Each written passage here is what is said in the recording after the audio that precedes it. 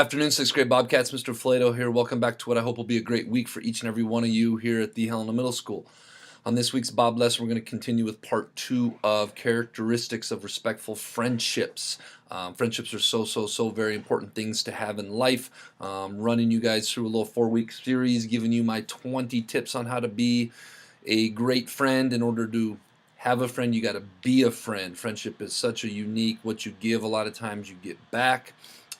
So hope to help you guys out with this. Hope you guys enjoy this Bob lesson. Hope you guys make it a great short week here at the Helena Middle School. Okay, as promised, we had 20 characteristics that I got from you guys, and I am going to continue with tip or friendship characteristics 6 through 10 today.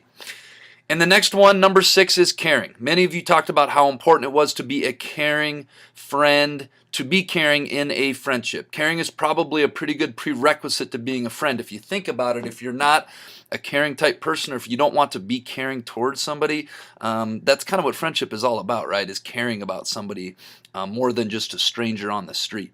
I'm going to introduce a new word to you guys today, and that word is selflessness.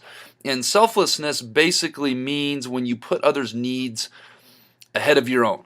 And sometimes I think in order to be a caring friend, sometimes you have to put other people's needs in front of your own. Okay, but I'm going to warn you, you got to be careful with this because you can't always put other people's needs in front of your own. Like many of these characteristics we talk about in friendships, you must have compromise. You must have give and take. Maybe my friend Johnny is having a tough day today. Maybe I put his needs in front of mine. Maybe I put my stuff aside and say, hey, Johnny, what's going on today? Can I be a friend? Can I help you out? You know, maybe the next day he's having a bad day again. But if it's every day, I can't always do that. Friendships need to be give and take, and they need to go back and forth. All right, tip number 7 is be supportive. And this is kind of the same thing. This is very close, but a little different. This one seems fairly obvious when it comes to friendships. Obviously, you have friends and you expect support from friendships and that they are supportive. But it's always a good reminder that being supportive is a very important characteristic of friendship. Friends rely on each other for support. Okay, we get support from different areas in life. We get support from our parents. We get some support from our aunties and uncles. We get support from our grandpa. We get support from our teachers, from our counselors, from lots of other people, and we also need to get support from our friends. So when you have a friend that is having a difficult time, make sure and lend a helping hand or an ear for listening or solid advice or whatever it is. Part of being a good friend is recognizing, hey, I'm going to support my friend in whatever it is that they do, or when they're having a bad day, I'm going to support them.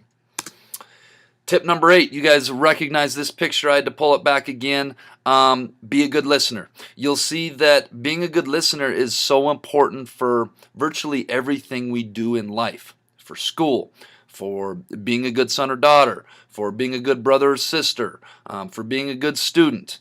And in this situation, it's important for being a good friend. Being good friends means being a good listener and listening to what the other person is saying, giving them your undivided attention. Again, there's a reason we have 2 ears and 1 mouth. Okay, we should be doing twice as much listening with our friendships as we are talking.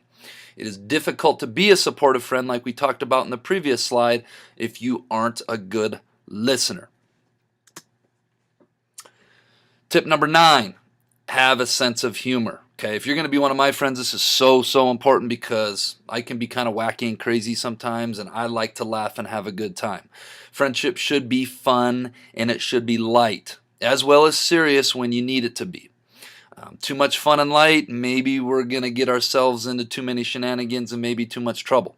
If it's too heavy all the time and too serious, that might not be too fun to be around. So we got to find a nice mixture of both. Having a sense of humor in your friendships and being able to share a laugh is critical to friendships. I know one of my favorite things about my friends is they make me laugh all the time.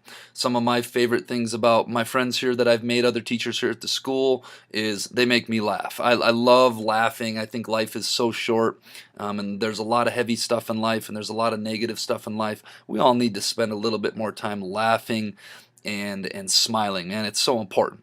Make sure you know where the boundary is for sense of humor within relationships and friendships. This is something that's gotten me in trouble in my life. Sometimes I got to know when's the right time to crack a joke, when's the right time to make somebody laugh and have a sense of humor, and I also have to know when maybe is a time to be serious. Sometimes joking and teasing amongst friends can go too far. I was working with some kids this week where I think that happened. You know, they're friends, joking back and forth, and then all of a sudden somebody takes it too far, and we cross that line, and all of a sudden we're not being a good friend and we're being disrespectful. Part of this is knowing who your friends are. I know some friends that I can joke around with all the time. I know some things are off limits, some things are on limits. It's important to know when it comes to having a sense of humor with your friends, and please listen, this is very important. We have to know what our friends' hot buttons are, and we need to make sure we don't press those. My friends know things they can joke around with me about and some things that I'm very sensitive about and not to go there. So having a sense of humor is very important. The last one for today is shared interests, and I think this one is so important. When I look at all of my friends as a 34-year-old school counselor, all my friends have a couple things in common. Sports, football, basketball, either played with them, played against them, officiate with them, coached with them, or education. A lot of my friends are teachers, are counselors, are principals. It's just who I am, and you're going to find that you roll in life, and the things that you're interested in, there's a very good chance you're going to make friends in that area. One of the best ways to do this is get involved in outside activities that you're interested in. If you're interested in basketball, go out for the basketball team. If you're interested in track and field and running, go out for the track and field team. If you're interested in gaming, go join a gaming club. If you're interested in reading, go join a book club. There's so many organizations and clubs and things you can get involved in.